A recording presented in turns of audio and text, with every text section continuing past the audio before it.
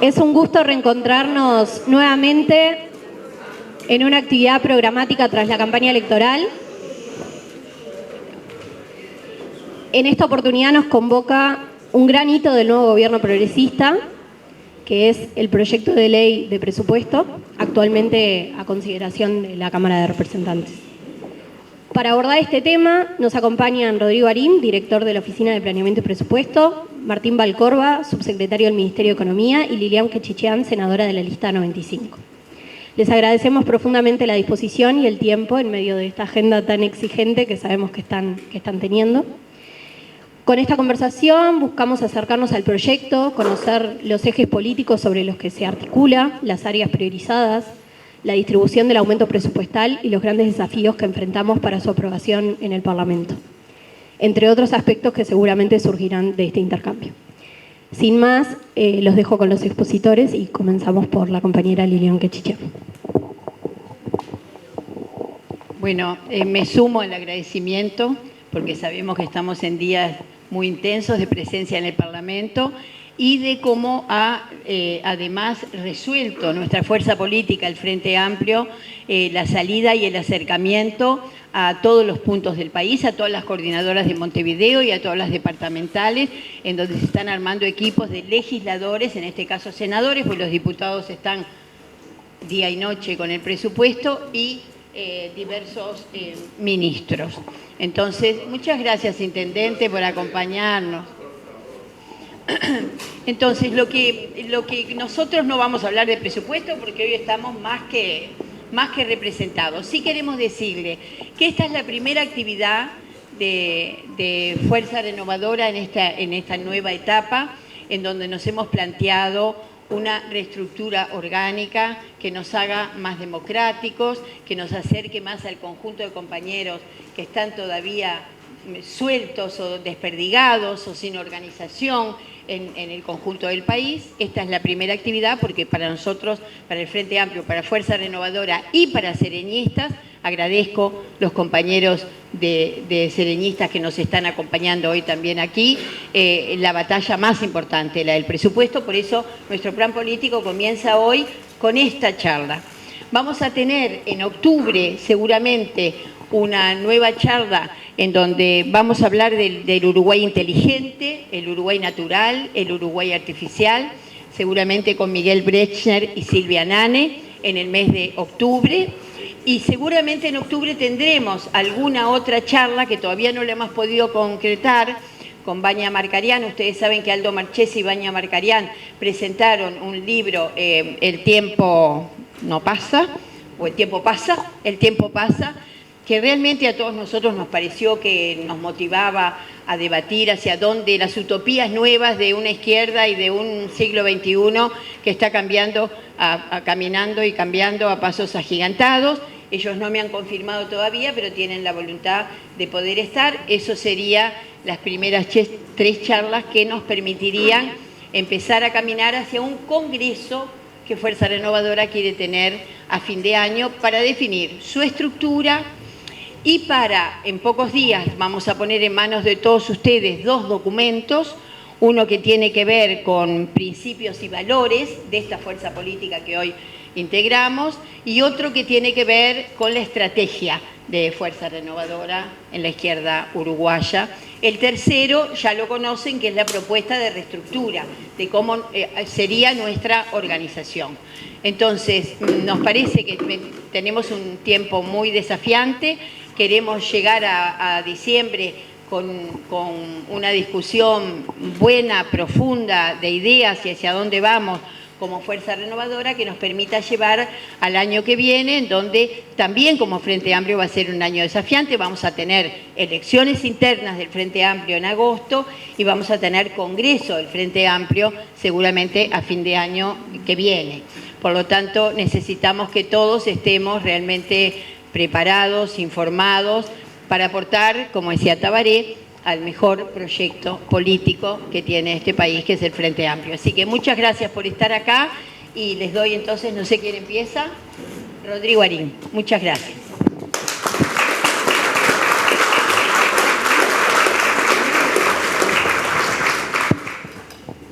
Bueno, buenas tardes. Antes que nada, agradecerles la invitación y la posibilidad de tener este espacio de intercambio político en un momento tan importante, tan crucial para el Gobierno Nacional, como es la presentación de la Ley de Presupuesto Quinquenal. Ley que en algún sentido funciona como marco general para el funcionamiento del Gobierno en los próximos 5 años. ¿Por qué es tan relevante una ley de presupuesto quinquenal en el marco normativo de Uruguay y para un gobierno de izquierda en particular? En primer lugar, porque su principal objetivo es dar cabida, construir un marco donde sea viable implementar los grandes compromisos de gobierno que la fuerza política asumió con la ciudadanía. Esos grandes compromisos de gobierno se expresan en las famosas 63 medidas, pero en realidad abarcan distintas áreas de las políticas públicas en general. Por lo tanto, el principal objetivo del presupuesto quinquenal es constituir una plataforma solvente, seria, que permita el desarrollo de un gobierno que vaya al encuentro de esas responsabilidades y esos compromisos que asumimos durante la campaña electoral y que asumimos a partir del 1 de marzo. Ahora, ni un programa de gobierno, o un plan de gobierno, ni un presupuesto quinquenal se elabora en el vacío.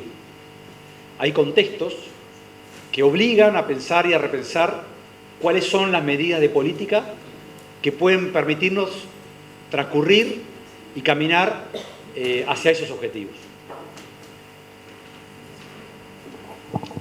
Dentro de ese contexto, a mí me gustaría señalar por lo menos tres o cuatro aspectos que entiendo que son claves y que en algún sentido también deberían incorporarse en la reflexión política más en general.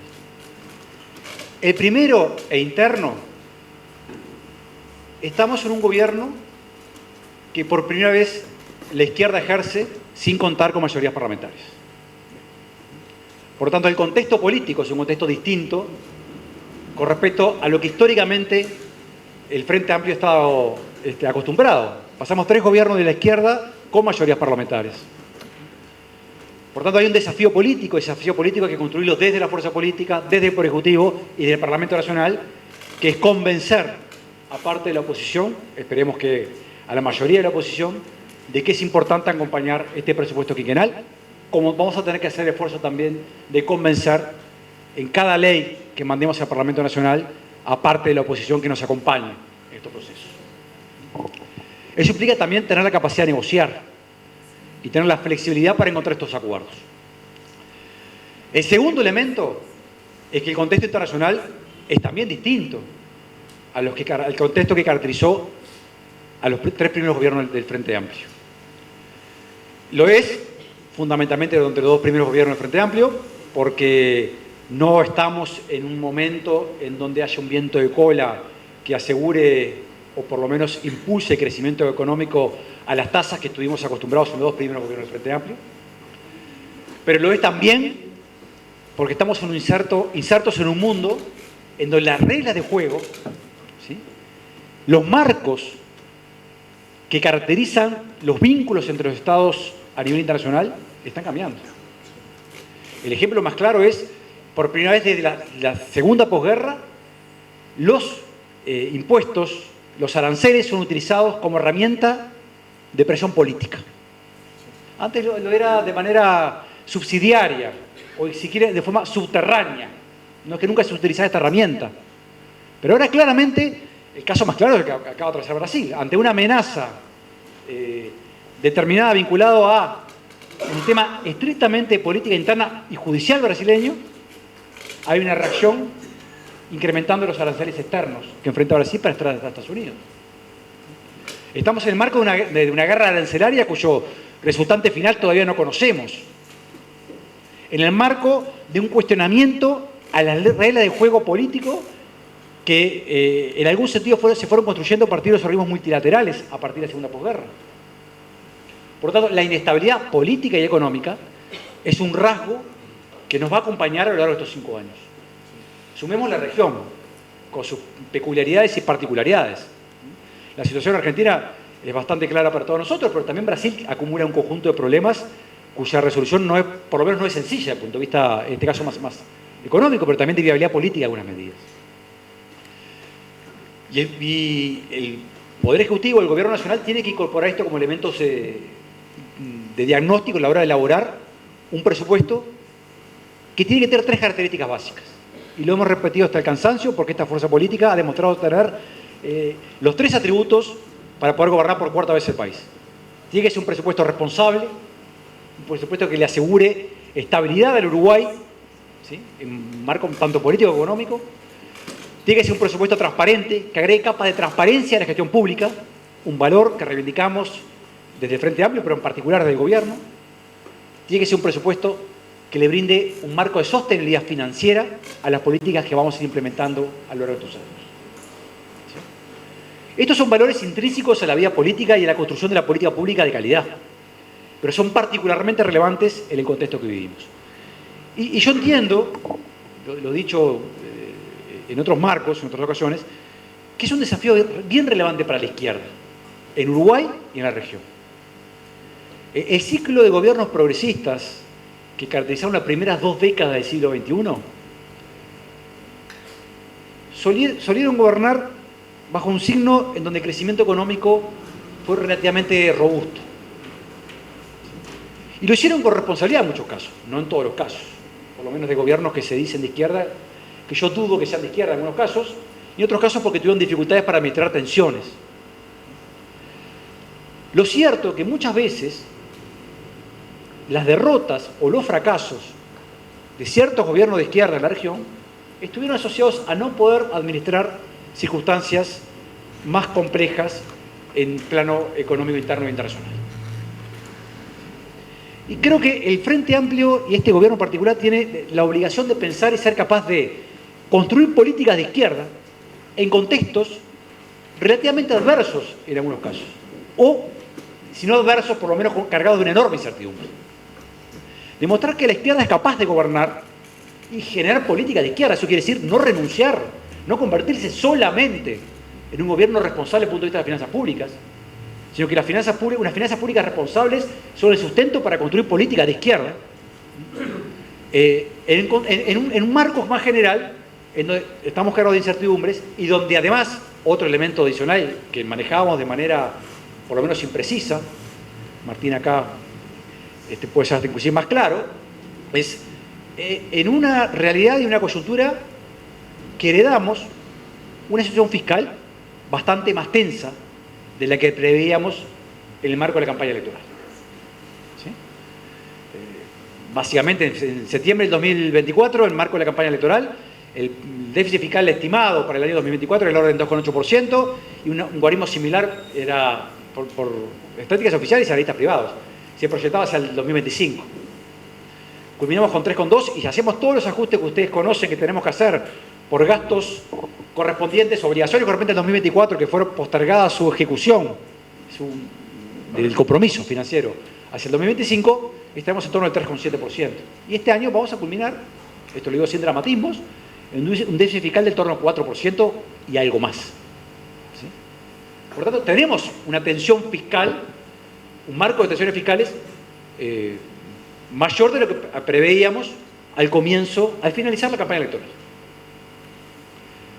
Este dato es un dato de la realidad y tenemos que hacernos responsables de esto. O sea, cómo ejecutamos los compromisos del gobierno en un contexto fiscal más tenso, en un marco internacional bastante más incierto, ¿sí?, tanto regional como mundial, y con la obligación también de ser responsables de tal manera de, esperemos, iniciar un nuevo ciclo de gobiernos progresistas de izquierda en Uruguay. En ese contexto general, ¿qué es este presupuesto? Ese presupuesto, por un lado, asegura un manejo responsable de los grandes equilibrios macroeconómicos del Uruguay. Pero también da lugar, con austeridad republicana y con la responsabilidad que nos caracteriza, a un marco de ejecución de políticas que prioriza con claridad algunas áreas que para nosotros son particularmente relevantes.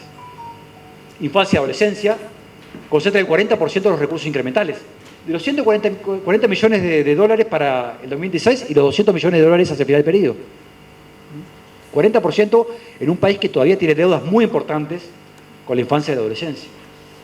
Con políticas concretas que implica consolidar y mejorar el pilar de atención a la primera infancia más vulnerable que tiene Uruguay a través de Bono Crianza. Con políticas concretas que quiere decir acompañar a los adolescentes con un sistema de becas mucho más extendido. Vamos a quintuplicar el periodo y la cantidad de becas que otorgamos a las gurisas y gurises que se forman a nivel de educación media. Con políticas concretas que tiene que ver también con robustecer el pilar de becas a la educación terciaria, en particular en la Universidad de la República. Estamos, en algún sentido, robusteciendo y fortaleciendo el acompañamiento con apoyo económico directo para culminar ciclos educativos desde la adolescencia hacia los jóvenes adultos. Con políticas concretas que tienen que ver también con fortalecer algunos pilares relevantes en ámbitos productivos, desde el agro, riego, ¿sí?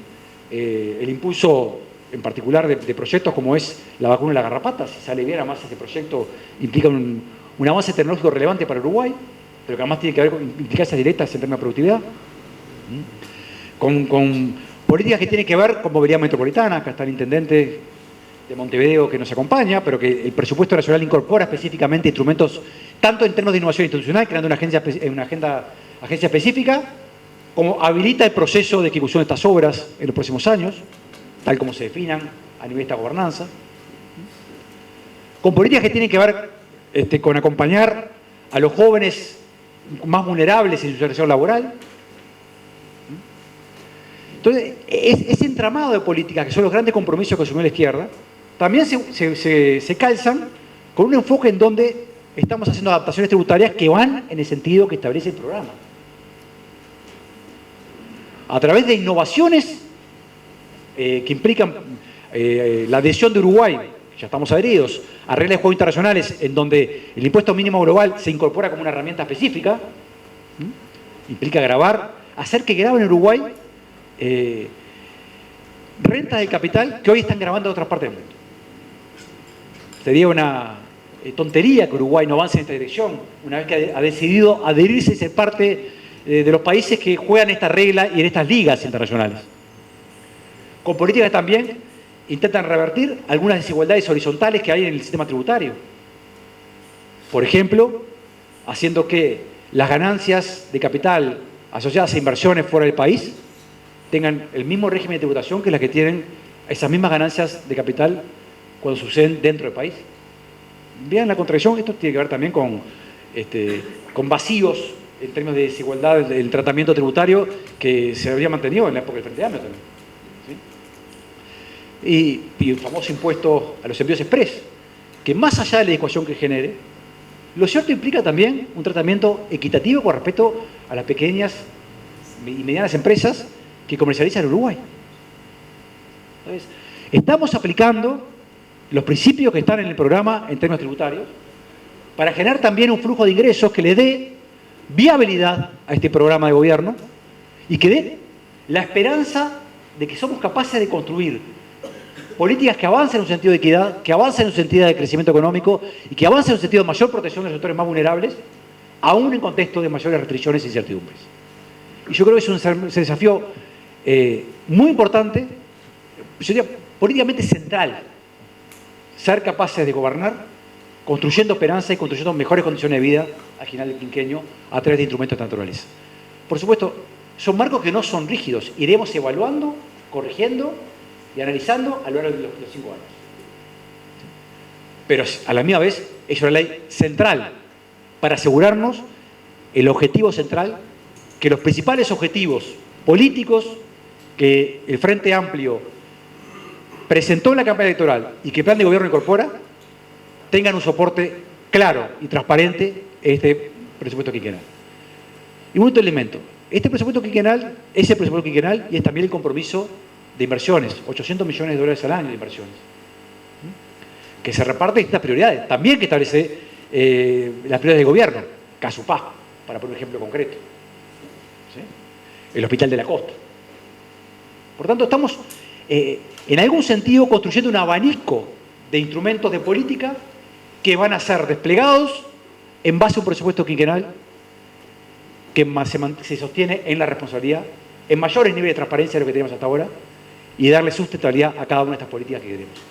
Al final del día, Los buenos de gobierno de izquierda son los que le brindan sustentabilidad a las políticas que diseñan, la que institucionaliza esas políticas y asegura que su financiamiento sea estable en el tiempo. Y creo que este presupuesto quinquenal va en esa dirección, construyendo una mirada de izquierda de políticas públicas en este contexto particular que atraviesa.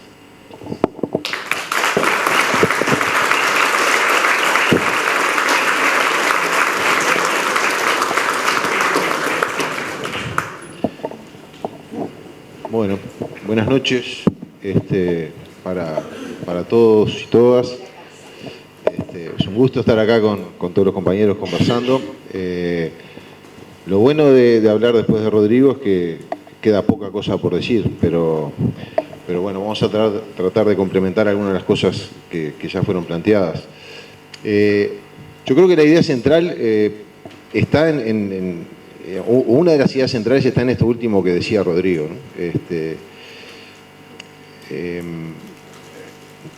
Este gobierno tiene la oportunidad de demostrar de que es posible gobernar en una situación de relativa restricción económica y financiera por parte de los recursos del Estado, con una perspectiva de izquierda y avanzando en la dirección que de una perspectiva progresista de izquierda tenemos respecto a la sociedad. Y para eso, creo que es fundamental tener en cuenta el contexto. Algunas cosas ya nos adelantaba Rodrigo, ¿no? Pero la situación fiscal que tenemos hoy claramente es una situación restrictiva, bastante más restrictiva de la que nos podíamos imaginar hace un año, como planteaba bien Rodrigo recién. El solo ejemplo ese es decir, cuando el gobierno pasado, el equipo económico de la anterior administración presentó su rendición de cuenta a mediados del año pasado, la proyección del déficit que manejaba para este año era de 2,8. Vamos a terminar en el orden del 4,2. Esto que son porcentajes que de repente nos dicen poco, equivalen a más de $1.000 millones. Entonces, cuando el gobierno asume en esta situación, después de una transición en la cual tampoco fue fluido el intercambio de información y tuvimos que ir de alguna manera desentrañando la real situación de las finanzas del Estado en las primeras semanas, en los primeros meses de gobierno, y verificar y comprobar que ese era un poco el marco en el cual teníamos que planificar las políticas que íbamos a poder implementar en este periodo de gobierno, en particular en los primeros años de gobierno. Entonces, en ese marco es que tenemos que diseñar el presupuesto y con una señal de que, o con una condición de que estos niveles de déficit que tenemos no son sostenibles. Es decir, como pasa en el hogar de cualquiera de nosotros, si nosotros sistemáticamente estamos gastando muy por encima de los ingresos que tenemos, eso se financia con más deuda y esa trayectoria tiene un determinado límite. Yo puedo hacer eso durante un periodo, no lo puedo hacer de manera sistemática porque llega un momento en el cual esa deuda no lo puedo pagar. Y esto también desde una perspectiva de izquierda es muy importante porque si algo la historia nos ha demostrado es que con las crisis económicas quienes más sufren son los más desfavorecidos.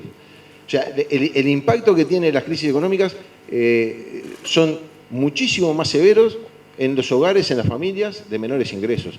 Genera situaciones de desacople, de segregación, que después revertir esos procesos es bastante más complejo.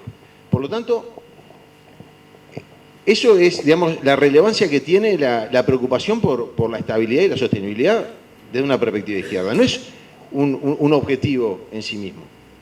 Es una condición para poder desarrollar políticas que sean sostenibles en el tiempo, que en definitiva son las que permiten transformaciones reales a lo largo del tiempo en beneficio de los sectores más desfavorecidos de la población. Entonces, cuando nos enfrentamos a una situación fiscal como la que tenemos, es necesario, para poder sentar las bases del inicio de un ciclo de gobiernos progresistas, poder corregir gradualmente esos problemas en materia de las finanzas públicas, de los recursos del Estado. Y acá, esto que es más o menos algo de consenso entre todos los economistas, es decir, no podemos vivir en la inestabilidad. Danilo solía decir que no conocemos experiencia exitosa de desarrollo económico y social en el mundo sobre bases de inestabilidad. O sea, si no tenemos condiciones de estabilidad es muy difícil construir prosperidad, inclusión, desarrollo. Entonces, eso es un elemento que es relativamente común. Lo que no es común es cómo nosotros podemos transitar hacia una situación de relativa, digamos, cómo transitamos hacia una mejora en la situación fiscal. Le hemos llamado consolidación fiscal, convergencia fiscal, pero de lo que se trata de alguna manera es mejorar la situación fiscal, hacerla sostenible, porque tal como la tenemos hoy no es sostenible. Y en la definición del camino para avanzar en esa dirección es donde empiezan a jugar también las visiones políticas e ideológicas que cada uno de nosotros tenemos. Entonces, esa consolidación fiscal, esa mejora de las cuentas públicas, las podríamos hacer a través de un recorte generalizado del gasto. De hecho, el gobierno anterior, en marzo del 2020, antes de que surgiera la pandemia, emitió un decreto por el cual recortaba al barrer el gasto público. Esa es una perspectiva en la cual uno puede tratar de converger hacia una mejor situación de las cuentas públicas. La opción que estamos haciendo en el presupuesto es diferente. Reconocemos que en esa situación de restricción no tenemos mucho margen para incrementar el gasto, pero sin embargo no estamos optando por un camino de recorte del gasto. Lo que sí estamos tratando es de lograr esa mejora en la situación fiscal trabajando por el lado de los ingresos. Y básicamente por dos caminos. Uno es la mejora en la eficiencia recaudatoria, la lucha contra la evasión tributaria, la evasión de impuestos. Porque en definitiva el peor impuesto es el impuesto que no se paga, porque es el impuesto más inequitativo. Entre la población que se esfuerza y cumple, entre los comercios que se esfuerzan y cumplen. Porque en definitiva le genera condiciones ventajosas a aquel que logra buscarle la vuelta y evadir el pago de sus obligaciones. Entonces, por allí hay un camino que para nosotros es muy importante después de un periodo en el cual, por distintas razones, muchos de los controles se fueron relajando y la percepción, digamos, de riesgo de quienes optaban por tratar de evadir impuestos se había reducido de manera importante. Entonces, para nosotros ese camino es un camino que va en la dirección de una mayor justicia tributaria en la medida que logremos reducir esa evasión y que todos paguemos los impuestos que nos corresponden. El otro camino pasa por introducir algunos ajustes en el diseño del sistema tributario. Y esto sin duda nos va a generar un montón de discusiones. Discusiones porque se va a decir que el presidente de la República asumió un compromiso de que no iba a aumentar impuestos, y porque en definitiva, si uno pudiera optar por no transitar un camino de aumentar la carga tributaria, sería el camino ideal. Ahora, en este punto es importante tener también claro que las opciones que estamos transitando no implican la creación de impuestos ni aumentos de impuestos existentes. Y ahí me quiero detener básicamente en comentar qué es lo que estamos haciendo en esta materia, porque sin duda este es un tema que ya ha dado discusiones y que seguramente vamos a tener que tener muchos elementos entre todos para poder discutir y defender lo que es los lineamientos que están incluidos en el presupuesto. En primer lugar, el más importante, o sea, el 80% de lo que es la mejora en la recaudación que se espera tener por el lado de estas medidas de ajuste tributario, pasan por relocalizar impuestos. O sea, no implican aumentar impuestos, sino impuestos que hoy se están pagando en el exterior, que las empresas pagan en el exterior o que algunas personas pagan en el exterior, que los recaudan otros países, poder localizarlos y que los recaude el Estado uruguayo. Y ese es, digamos, el 80% de la mejora en la recaudación que está previsto. Y esto pasa por el denominado impuesto mínimo global, que en definitiva que es una modificación que se generó a nivel global, a nivel, digamos, de la OCDE, de los países más desarrollados, que lo que implica es que establecen un impuesto mínimo a la renta de las empresas. Y que si una empresa no paga ese mínimo, que es el 15% en un país, la tiene que pagar donde está la casa matriz o en cualquier otro lugar donde tenga una pata puesta ese grupo económico. Entonces, allí tenemos una medida que no es resultado de definiciones políticas nacionales, sino que son cambios globales que nos obligan a adaptarnos, porque de lo contrario estaríamos sacrificando recaudación que estaría siendo obtenida por otros países, lo cual parece poco sensato. Hay otra medida que tiene que ver con dividendos, utilidades que se le pagan a los dueños de las empresas transnacionales, que son no residentes, que por distintos factores que no vienen al caso, porque digamos sería entrar en un tecnicismo innecesario, pero que no están pagando impuestos localmente. Pero sin embargo, quien recibe esos beneficios, esas utilidades en el exterior, en otros países, sí están pagando impuestos por esos beneficios, esas utilidades que reciben. De nuevo, se trata de que los impuestos asociados a utilidades que se generan por actividades que se desarrollan en el país, porque son empresas que están instaladas en Uruguay, tributen y queden en las arcas del Estado uruguayo. Entonces, de nuevo, no son nuevos impuestos, no hay creación de impuestos, no hay aumento de la carga tributaria, sino que lo que hay es una relocalización. Adaptarnos a esas nuevas reglas y lograr que esos impuestos efectivamente queden en el país. Y después, como planteaba Rodrigo, hay un montón de situaciones, pero que son, desde el punto de vista del impacto que tienen en el total de lo que está previsto mejorar la recaudación por estas vías, que es el 20%, que lo que intentan es mejorar situaciones que implican inequidades. Inequidades que vienen de hace tiempo, pero que tienen su razón de ser. No es que nosotros en los gobiernos del frente anteriores hayamos sido distraídos y nos olvidamos que podíamos hacer esto, sino que también han habido cambios globales que nos facilitan hoy poder implementar cosas que antes no las podíamos hacer, o por lo menos no las podíamos controlar. Entonces, por ejemplo, todo lo que tiene que ver con las ganancias de capital en el exterior, a partir de lo que son los acuerdos de intercambio de información que existen con casi todos los países, o con los países más importantes, nos permiten hoy, por ejemplo, gravar, digamos, las ganancias que obtienen quien realiza una inversión en el exterior de la misma manera que la grabamos localmente. Y no hacerlo, de nuevo, es de una tremenda inequidad, y además una inequidad que va en el sentido exactamente contrario a lo que razonablemente uno debería hacer, porque estamos incentivando y premiando el ahorro que se hace en el exterior. Si alguien ahorra localmente, tiene determinadas cargas que tiene que cumplir. Si ahorra en el exterior, no. Entonces, de nuevo, hoy que tenemos condiciones para avanzar y poder controlar que efectivamente ese impuesto lo podamos recaudar, no tendría sentido no hacerlo. Lo hacemos porque necesitamos, porque tenemos una situación fiscal que necesitamos mejorar, pero al mismo tiempo lo hacemos con una lógica de equidad, de no generar incentivos inadecuados que premien y estimulen las inversiones en el exterior. Entonces, esa es un poco la aproximación que estamos encarando en cómo poder compatibilizar la necesidad de mejorar la situación fiscal en el mediano plazo con generar los espacios necesarios para poder avanzar y cumplir con lo que son los compromisos de gobierno. Y lo hacemos desde una perspectiva de izquierda.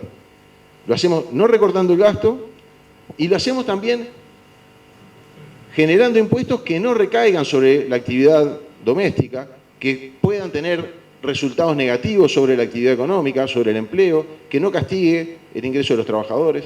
Entonces, de nuevo, nosotros creemos que hemos logrado generar en el presupuesto un conjunto de herramientas que nos ponen en el camino adecuado desde el punto de vista de lograr la estabilidad, digamos, la sostenibilidad de las cuentas públicas y de las políticas públicas que se implementen, y al mismo tiempo hacerlo siguiendo lo que son los criterios y los principios que de una perspectiva de izquierda deberíamos tener.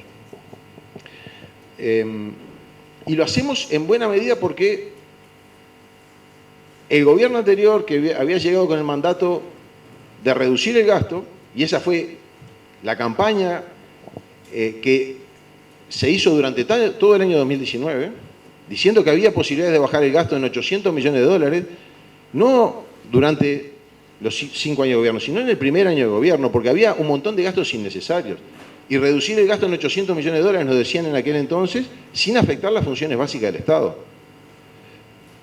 Entonces, aquel gobierno que llegó con ese mandato nos dejó una situación fiscal en la cual el déficit es corregido por los distintos factores que distorsionan la medición del resultado del año pasado, con un déficit mayor, con un nivel de gasto mayor al que teníamos en el 2019. No solo no bajó, sino que aumentó, y con mayor carga tributaria. Entonces, frente a esas situaciones, que es necesario adoptar un conjunto de medidas que son...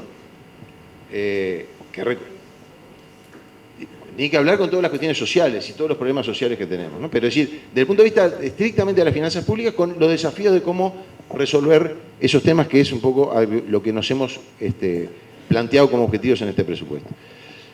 Y las prioridades de gobierno, a partir de este contexto en el cual nos estábamos moviendo, como bien decía Rodrigo, se basan fundamentalmente en 3 grandes pilares. Perfeccionar y potenciar la materia de protección social, con un foco en infancia, mejorar la seguridad pública como una segunda gran prioridad, y generar condiciones para que la economía siga creciendo. Y este es un elemento central, porque si nosotros no logramos que la economía uruguaya vuelva a crecer a tasas razonables, va a ser muy difícil poder implementar transformaciones profundas y sostenibles en la sociedad. Venimos de 10 años de crecimiento muy, muy bajo. Y acá muchas veces tenemos también una discusión entre, parecería dicotómica, entre crecimiento y distribución del ingreso. Y si algo demostró los gobiernos del Frente, en particular los 2 primeros gobiernos del Frente, es que es posible generar condiciones para que la economía crezca y distribuya al mismo tiempo. No se trata de que primero tenemos que crecer, que la torta crezca para que después se distribuya. Pero lo que tenemos que hacer es efectivamente crecer para poder distribuir simultáneamente. Si no crecemos, es muy poco lo que tenemos para distribuir. Y eso, de alguna manera, y para ir terminando, es lo que muestra un poco la experiencia de lo que fue el último gobierno del Frente y el gobierno de la coalición multicolor en el periodo pasado. En ambos periodos el crecimiento fue relativamente bajo, parecido, en torno al 1%. Ahora, lo hizo con un patrón distributivo bien diferente. Durante el último gobierno del Frente Amplio, el producto creció poco, por lo tanto el ingreso de los hogares creció muy poco, pero ese crecimiento estuvo sesgado hacia los hogares de más bajos ingresos. Los únicos hogares en los cuales en promedio se registró un crecimiento fue los hogares de más bajos ingresos. Los restantes hogares o no creció el ingreso o tuvo una leve caída. En los últimos 5 años, durante la administración anterior, el resultado fue exactamente el inverso. El crecimiento fue muy poco, el ingreso de los hogares creció poco. Ahora, en ese contexto, los ingresos de los hogares de más bajos de más bajos recursos, no solo no crecieron, no solo no se estabilizaron, sino que cayeron. Y los que crecieron fueron, o se mantuvieron o no crecieron, los ingresos de los hogares de mayores recursos. Ahora, ahí tenemos claramente la importancia de la política pública y de la orientación de la política pública. Y la importancia de las políticas redistributivas. Ahora, si algo nos muestra eso es que si nosotros no logramos que la economía crezca, por más que tengamos un énfasis y una política redistributiva muy marcada, los efectos que podemos generar en cuanto a las transformaciones profundas y sostenibles a nivel de la sociedad en beneficio de los hogares y de las personas más vulnerables, tienen un escaso impacto. Porque la capacidad redistributiva que tenemos en base a una economía que no crece es limitada. Por eso, la importancia de que todas las políticas y el presupuesto público quinquenal que estamos presentando sea consistente con esa lógica y con la necesidad de generar condiciones para que la economía siga creciendo, vuelva a crecer a un ritmo, mejor dicho, a un ritmo más elevado, para poder a partir de ello estar implementando políticas públicas potentes, sostenibles en el tiempo, que generen transformaciones verdaderas en la sociedad. Ese es entonces un poco el enfoque con el cual nos hemos aproximado y hemos trabajado.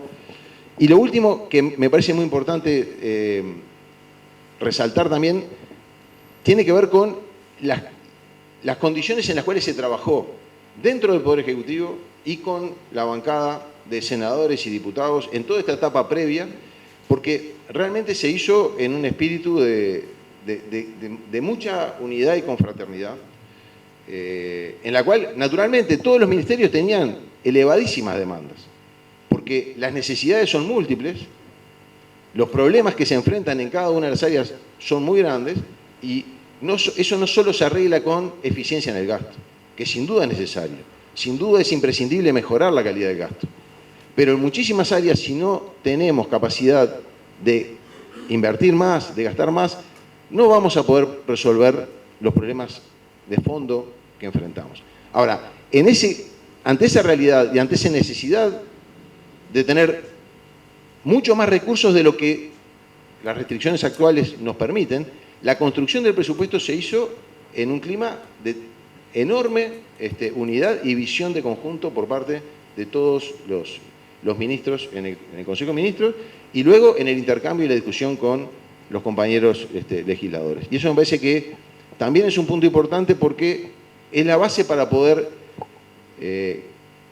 luego comunicar y generar, digamos, transmitir la importancia de defender este presupuesto y que en definitiva este presupuesto es el mejor presupuesto que podemos elaborar con las restricciones y en el marco actual en el cual la economía uruguaya se enfrenta y con la cual este gobierno asumió el 1 de marzo.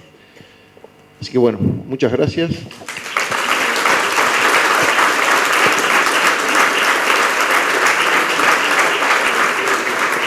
Bueno, querido intendente, no sé si usted quiere decir algunas palabritas. Que saludo enormemente que se realice, agradeciéndole a Rodrigo, a Martín, que podamos tener estas instancias. Porque la construcción y la explicación del presupuesto es parte de una visión que arrancó con Danilo, arrancó allá en 2005, de que para que la gente nos entendiera de por qué había que hacer ciertas cosas sí y otras postergarlas, de por qué las políticas tienen que tener, para ser sustentables, determinada trayectoria, lo que había que hacer era explicar y mucho, salir al diálogo con la gente. Y eso fue algo que desde los gobiernos del Frente Amplio siempre se procuró. Explicar, no solamente por una cuestión ética de transparencia, sino hasta por una necesidad política y necesidad de gestión de las políticas por parte de un gobierno. Danilo decía que el presupuesto era la expresión financiera de las políticas de gobierno. No es algo que va al lado de las políticas, es donde se expresan las políticas, porque políticas gratuitas todavía no conocemos. Todas las políticas demandan recursos. Es el famoso lado corto de la sábana o de la frazada, depende si es verano o invierno, ¿no? Que es la que determina a qué ritmo se puede avanzar. Pero en la medida en que eso es lo que está determinado por los recursos, no hay que olvidar en qué orientación tenemos que ir. Y la responsabilidad de fijar prioridades, porque como no vamos a poder hacer todo junto y todo a la vez, tenemos que poder explicar desde el gobierno por qué avanzamos en ciertas cosas antes que en otras. Esa determinación de prioridades tiene un componente político y sobre todo un componente ideológico. Y nosotros lo reivindicamos. El mismo numerito de déficit no siempre explica lo mismo, no siempre significa lo mismo. Porque el déficit es el resultado de impuestos menos gastos. Pero impuestos, ¿cuántos impuestos? ¿Y a quién se les cobra? Y los gastos, ¿cuánto gasto? ¿Y hacia dónde se sesgan los gastos? Creo que Martín dejaba en claro que la sociedad se da cuenta de que en los gobiernos del frente avanzamos más rápido en algunos momentos, más lentos en otros, pero siempre fuimos en la dirección de cargar con impuestos a quienes más podíamos pagar y de sesgar el gasto público hacia quienes más lo necesitaban. Y esa es una definición ideológica.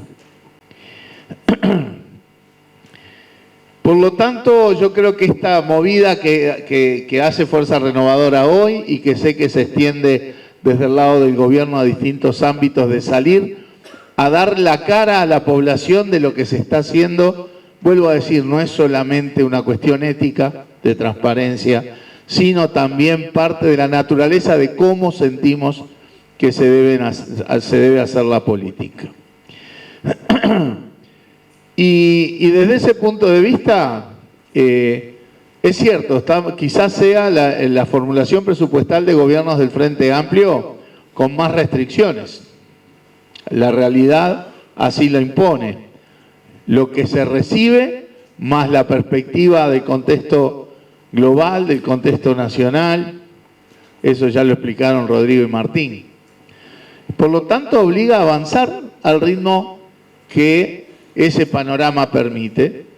Yo creo que todos podemos entender eso porque es lo que nos pasa en nuestros hogares. ¿Sí? ¿Quién no querría poder resolver muchos más temas en su hogar en un instante? Y bueno, todos sabemos que las cosas pueden avanzar en la medida de nuestras posibilidades. Ahora, la definición de prioridades yo la comparto. El ritmo significa también un tema de credibilidad. El hecho de que el Frente Amplio puede pararse ante la sociedad y decir, vamos para allá. Y el allá es, ¿verdad?, buscar crecimiento para que ese crecimiento sea apropiado más equitativamente por los distintos estamentos sociales. Tiene que ser algo que podamos transmitir con credibilidad. Y el primer elemento de credibilidad es que podemos dar la cara y decirlo porque lo hicimos. Porque en 2005 se heredó también una circunstancia muy difícil, ¿verdad? Y también había planteamientos, esto es un adagio a nuestro país que... También había planteamientos de que ya en el presupuesto del 2005 había que poner todo lo que se había, entre comillas, prometido y que todo había que resolverlo a la carrera. Y en aquel momento también tuvimos que plantear, hay restricciones, tenemos que ir de a poco, pero ¿saben qué pasó después? Que cumplimos. La sociedad nos puede creer porque lo hicimos, porque arrancamos modestamente en un montón de cosas en el marco de necesidades enormes que había en lo económico, en lo comercial, en las inversiones, en el terreno social, con la pobreza, con la indigencia, con la desigualdad. Y paso a paso el enfoque estaba claro, la orientación estaba clara y avanzamos. Durante 10 años avanzamos a mejor ritmo y en los últimos 5 años a un ritmo menor. Pero fuimos en esa dirección. Así que yo felicito este tipo de ámbitos donde estas cosas se pueden decir, se pueden comentar, se pueden discutir, pero no tengo dudas que con credibilidad el Frente se puede parar ante la sociedad, ¿verdad?, diciendo, ahora es esto, pero la orientación está clara, vamos en esa dirección que tiene un perfil ideológico claro y que es lo que nos hace sentir orgullosos de lo que hacemos, ¿sí? Por eso es que digo que la política económica, social y cultural de este gobierno es mi política económica, social y cultural. Gracias. Compañeras y compañeros, la idea ahora es abrir un breve espacio de preguntas. Vamos a hacer circular micrófonos inalámbricos, así que los que tengan alguna pregunta o lo que sea, algún comentario, ya sea breve mejor, levanten la mano y les hacemos acercar. Bueno, estas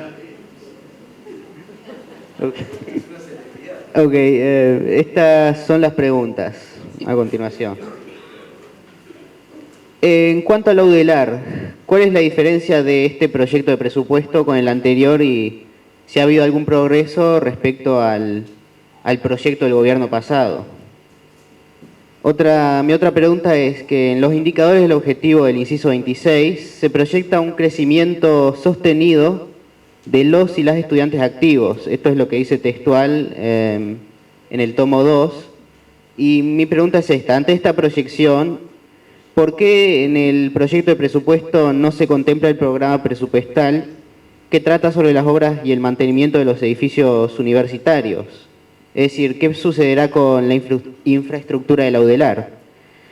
Y por último, el presupuesto, lo que menciona, o sea, lo que se contempla en el presupuesto son 3 programas, uno referido a las obras en el Hospital de Clínicas, el otro a las remuneraciones de los profesores y el otro a las becas para los estudiantes más vulnerables. Bueno, esos son los programas que se mencionan, pero mi pregunta es esta, ¿qué sucederá, por ejemplo, con los 4 programas que no se mencionan, que son de modernización de la estructura institucional, expansión territorial, infraestructura y mantenimiento edilicio y otras remuneraciones? Muchas gracias. Quería preguntar por qué se utilizan algunos conceptos que para la ciudadanía, entiendo, son complejos y dificultan el entendimiento, como son el mejora de las cuentas públicas, consolidación fiscal, convergencia fiscal, readecuación tributaria, mejora de la eficiencia recaudatoria, camino hacia una mejor justicia tributaria, mejora del diseño de la carga tributaria, relocalización de inequidades. Todos esos conceptos que son muy interesantes, quizás todos tengan diferentes definiciones o acepciones. ¿Y por qué no se habla más de que el país no fue el que nos prometieron que íbamos a recibir? Habían deudas que no conocíamos, tuvimos realidades, juicios que no nos indicaron en su momento que estaban y que modificaron la realidad tributaria y la realidad impositiva. ¿Y por qué no se dice directamente hay que poner impuestos, más allá de las cuestiones que pueden significar costo político al partido que esté en el gobierno o a quien esté manejando esas políticas económicas? ¿Por qué no se va con esa realidad, que es una realidad diferente a la que teníamos antes de las elecciones y que nos encontramos hoy acá? No tenemos la Ferrari en impecable estado, como se decía, que nos transmitieron. ¿Por qué no podemos decir es necesario poner impuestos en determinadas situaciones? Esa es la pregunta. Mi pregunta va en el mismo sentido del compañero, diciendo, primero quiero felicitar al equipo económico porque me parece que la creatividad y profundidad en la que se buscar ingresos, que es la otra forma que tenemos para poder hacer las transformaciones que nuestro plan de gobierno maneja, creo que han sido por demás claras. No generan nuevos tributos, sino que lo que se busca es relocalizar esa tributación, lo cual me parece excelente. Ahora bien, en lo que decía el compañero, quiero acompañar esa misma pregunta, diciendo que si encontramos una situación fiscal diferente a la que se nos decía, y en el entendido de que hay instrumentos y objetivos, entendiendo por instrumentos las formas de generar ingresos y entendiendo por objetivos los planteos que nos hicimos como gobierno. en el entendido de que para mí lo principal es terminar con la pobreza infantil y con los asentamientos irregulares. Si es necesario buscar nuevos instrumentos, llamémosle tributos, en función de esos nuevos objetivos que nos planteamos, que son terminar con la pobreza infantil y con los asentamientos irregulares. Entonces, mi pregunta va, ¿no es justificable buscar que nuestro gobierno utilice esos instrumentos para cambiar en búsqueda de los objetivos planteados? Evidentemente en política. Es evidente que tenemos mayoría propia en el Senado y nos faltan 2 parlamentarios en la Cámara de Diputados. Y ahí, en general, en las reacciones todavía no llevamos tanto tiempo en el gobierno, pero en la gestión del gobierno, pero ya se lleva un tiempo. Si no se puede plantear en algún momento si en el frente habría condiciones para conversar más a fondo sobre el Cabildo, sobre una posibilidad de un acuerdo más estable. Es una cuestión que hay que plantearla, que hay que reflexionarla. Ya el frente en el pasado, recordemos, los que somos mayorcitos lo recordemos, tuvimos nuestros problemas internos de los grados de acuerdo con la formación del Encuentro Progresista, después la nueva mayoría, después eso no fue necesario tener esos agregados y quedó todo fusionado en el frente, pero la vida política lo decidió. Pero sí nos planteamos en aquel momento la decisión y la voluntad de que era imprescindible o era necesario incorporar o acercarnos a esos 2 sectores que habían estado, algunos que habían estado en el frente, pero que otros que podían estar cerca. La pregunta en concreto es, ¿el frente está maduro hoy y habría condiciones para conversar con Cabildo sobre la posibilidad de un tipo de acuerdo más estable o no hay condiciones para eso?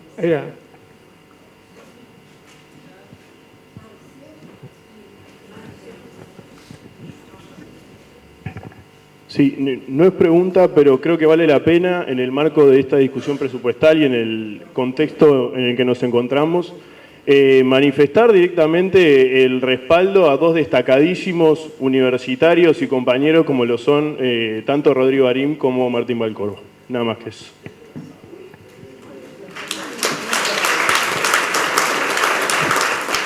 La consulta es, ¿cómo pensamos direccionar y potenciar la ciencia, el Poder Judicial y la Fiscalía para lograr mejor recaudación, mejor inteligencia, los efectos de que no se evada y a su vez que todo eso que a veces nos pasa rápido, porque pasa muy rápido, podamos aprovecharlo para conducir a nuestros objetivos? Bueno, mi pregunta es corta, ¿no? Es cortita.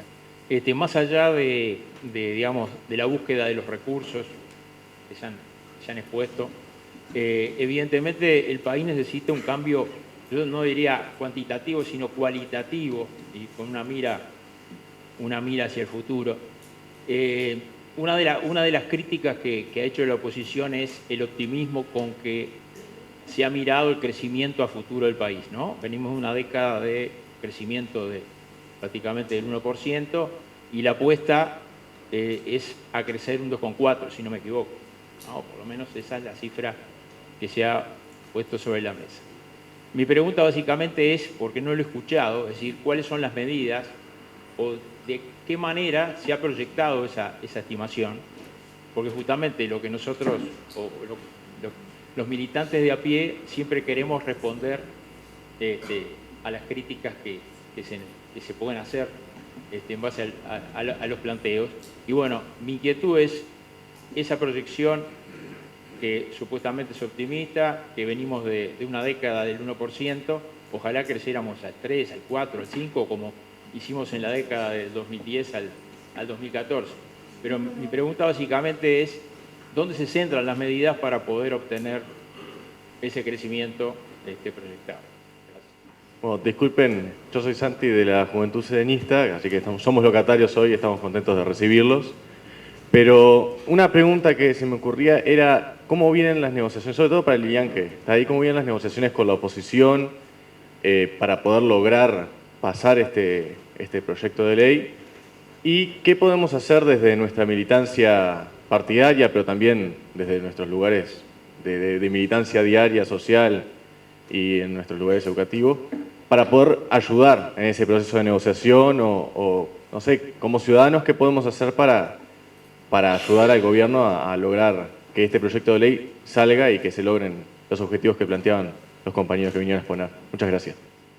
Uno es parte de la trayectoria que ha recorrido en la vida, y parte de mi trayectoria tiene que ver sin duda con la UDELAR. Por lo tanto, voy a contestar la pregunta, pero con una primera salvedad que tiene que ver con una frase que introdujo Martín en su exposición. Efectivamente, este presupuesto es un presupuesto austero, en de todos los incisos institucionales del Gobierno Nacional se vieron enfrentados a generar mecanismos de priorización. Todos. No hay ningún inciso, ningún espacio de política en donde se puedan atender todas las necesidades que existen. Incluyendo las intendencias. Hemos tenido una dura negociación con el intendente de Montevideo al respecto. ¿Sí? Entonces, eso es parte de la construcción política.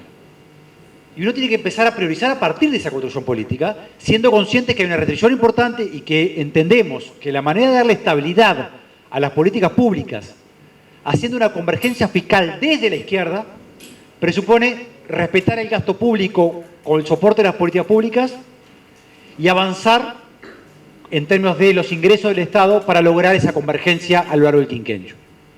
¿Sí?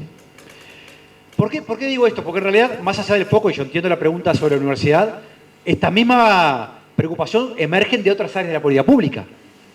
No necesariamente de la mejor manera, pero han emergido públicamente varios actores señalando problemas en esta materia. Y existen. Porque efectivamente el ejercicio político de priorizar siempre es doloroso, pero imprescindible para aquellos que creemos en la política pública.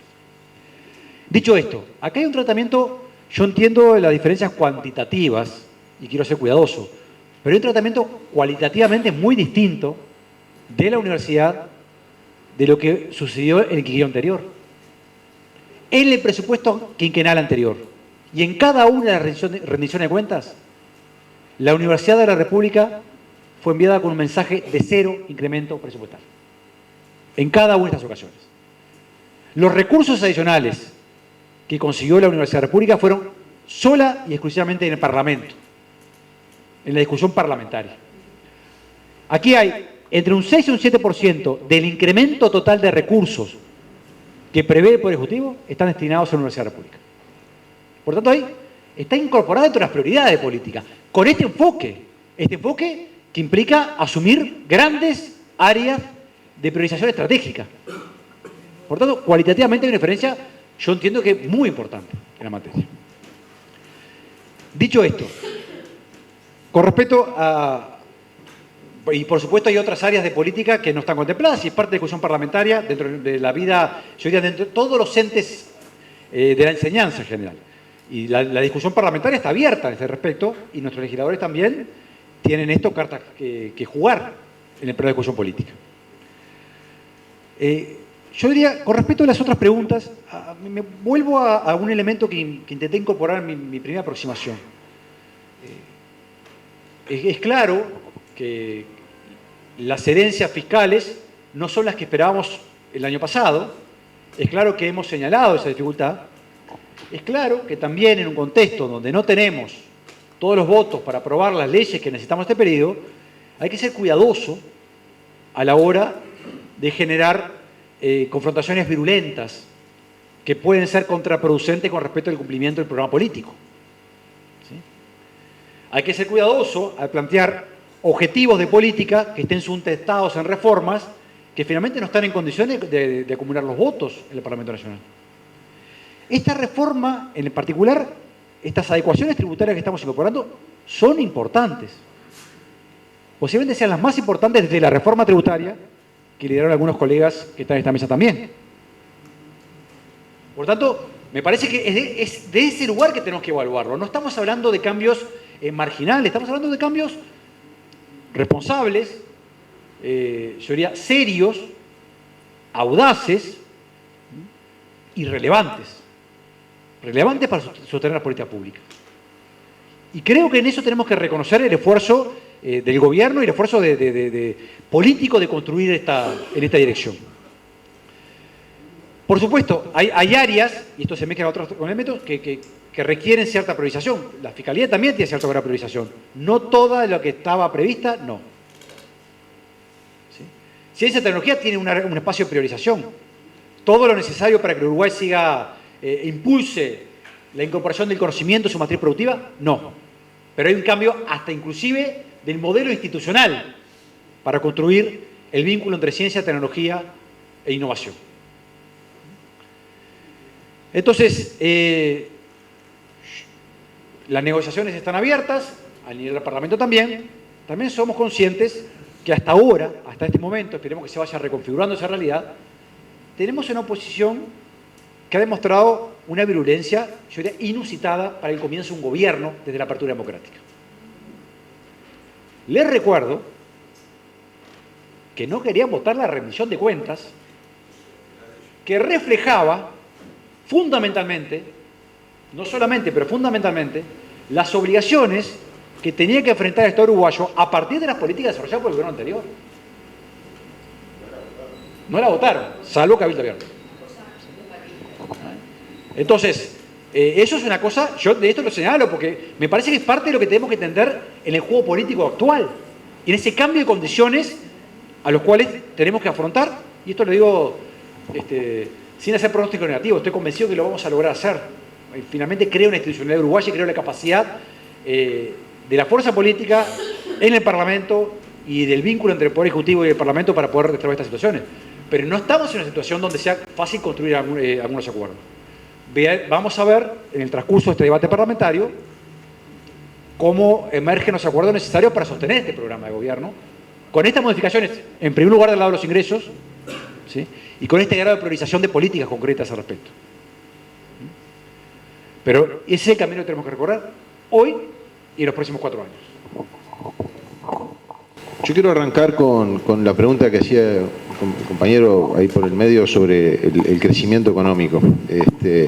Porque esa es una de las críticas que se han hecho y hemos escuchado a varios legisladores de la actual oposición haciendo ese planteo de que estábamos con proyecciones muy optimistas, realismo mágico, hablaba alguno. Y la realidad es que, como decía el compañero, la proyección que está prevista en el presupuesto para los próximos 5 años es de un crecimiento del 2,4%. Lo que prevén los analistas para los próximos 5 años, en el relevamiento que hace el Banco Central, anda en el eje del 2,4%. Lo que prevé el Fondo Monetario Internacional es un crecimiento del 2,5%. Pero lo que me parece más interesante de todo, como argumento para rebatir algunas de estas críticas, es que el gobierno anterior, el equipo económico anterior, hace un año, cuando presentó la rendición de cuentas, proyectaba para los siguientes 5 años un crecimiento del 2,8%. O sea que el año pasado se preveía que en los siguientes 5 años iba a crecer al 2,8% y eso parecía que era una proyección absolutamente sensata, fundada, racional. Y hoy resulta que una proyección de 2,4% parece que es una cuestión alocada. Entonces, yo creo que es un ejemplo también de cómo la calidad del debate muchas veces deja mucho que desear. Pero nosotros, esto no es una proyección que hace el gobierno, el equipo económico actual, y que esté, como decía, por fuera de lo que maneja el resto del mundo. Está muy alineado a lo que es el planteo. Y uno podría decir, bueno, es cierto, si yo lo comparo con lo que pasó en los últimos 10 años, luce de repente optimista. No respecto a lo que pensaba el gobierno el año pasado, que era más optimista aún, no a lo que piensan los analistas, que está en línea con lo que estamos planteando nosotros. Pero claro, es decir, ¿por qué crecimos al 1,1% y ahora estamos pensando que vamos a poder crecer más? Y bueno, allí hay algunos elementos que me parece que es importante tener en cuenta. En los últimos 10 años existieron un conjunto de factores que impactaron de manera muy importante en el crecimiento económico. En la última administración del Frente, el último periodo de gobierno del Frente, la región enfrentó un problema tremendo. La incidencia que recibimos de Argentina y de Brasil fueron muy negativas. En el periodo pasado existió la pandemia, existió una sequía muy importante también. O sea, hay un montón de elementos que uno dice son extraordinarios y que en definitiva,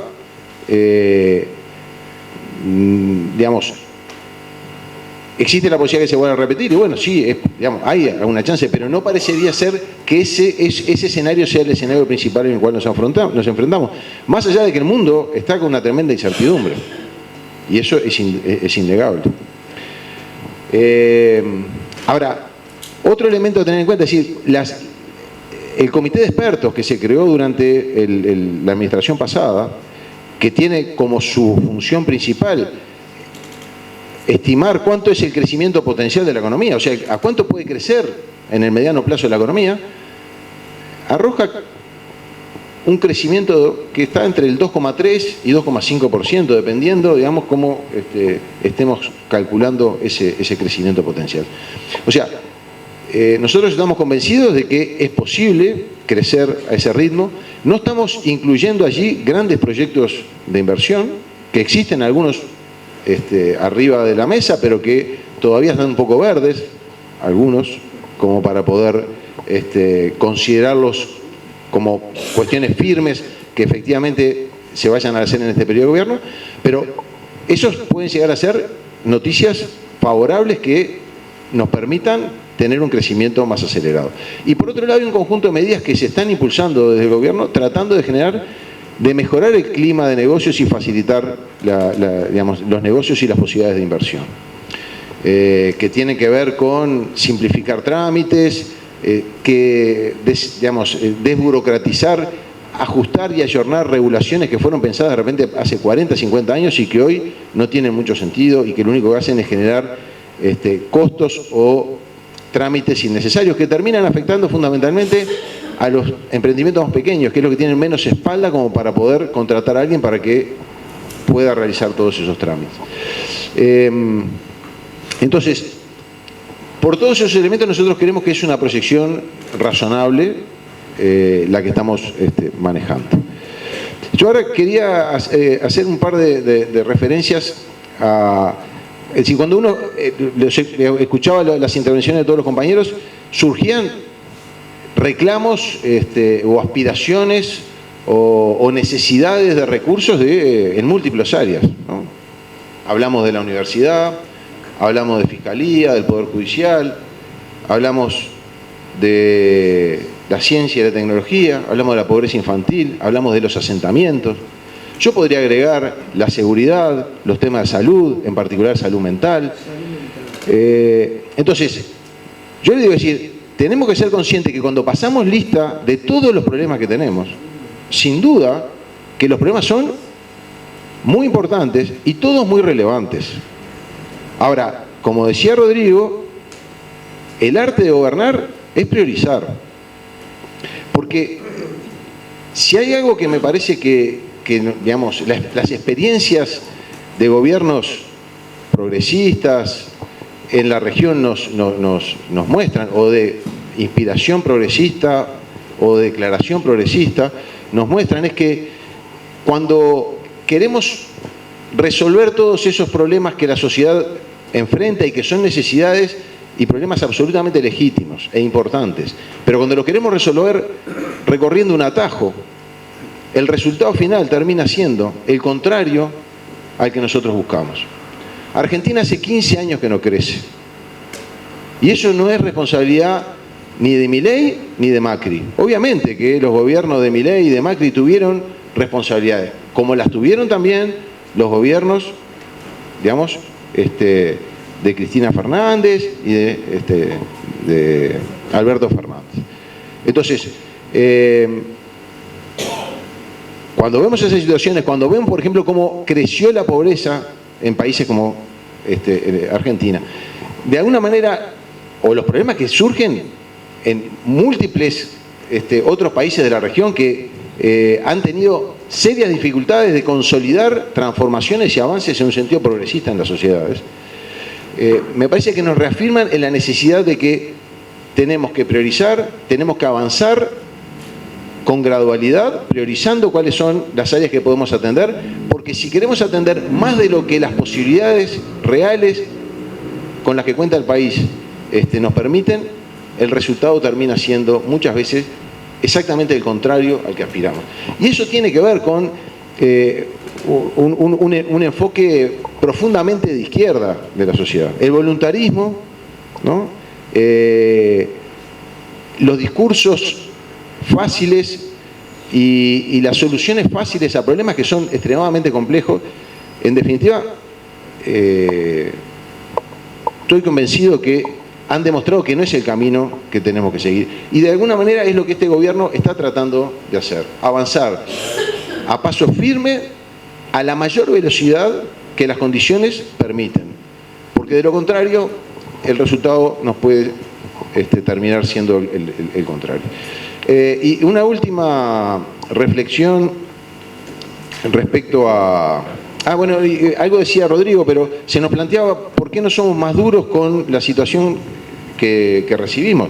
De hecho, tanto Rodrigo como yo lo planteamos respecto a que efectivamente acá hubo un gobierno que asumió con determinado mandato, determinados compromisos que no se cumplieron y que dejó una situación desde el punto de vista fiscal que